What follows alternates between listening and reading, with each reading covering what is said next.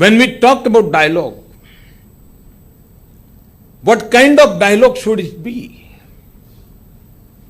It is dialogue which produces no anger or retribution.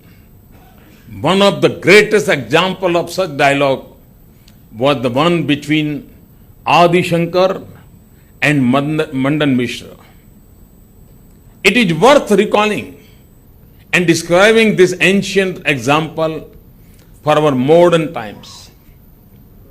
Adi Shankar, a Vedantic, who did not give high marks for rituals, was a young man, while Mandan Mishra was an elderly scholar and high ritualist who believed in animal sacrifice also.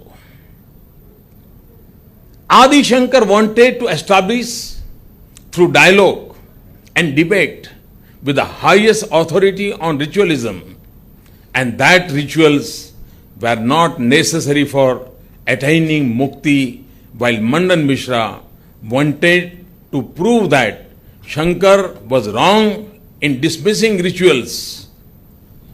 This was how, in ancient India, debates on sensitive issues between scholars avoided such issues being settled in streets.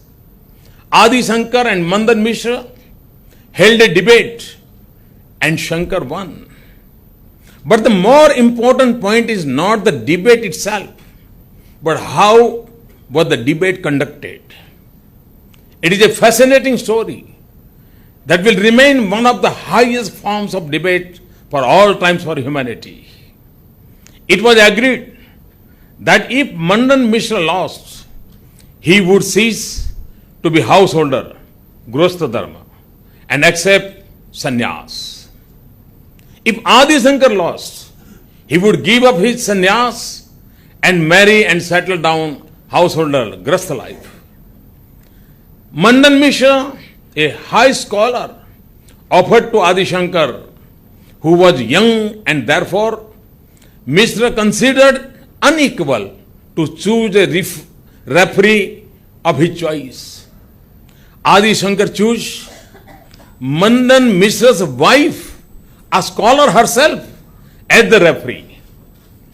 If Mandan Mishra lost, she would lose her husband. But see what she did.